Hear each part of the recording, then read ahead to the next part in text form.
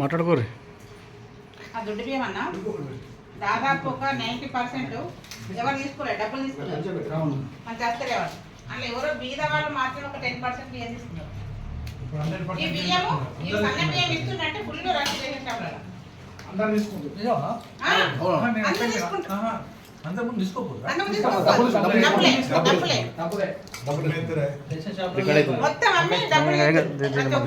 creation వాడుకో $12, $13, $15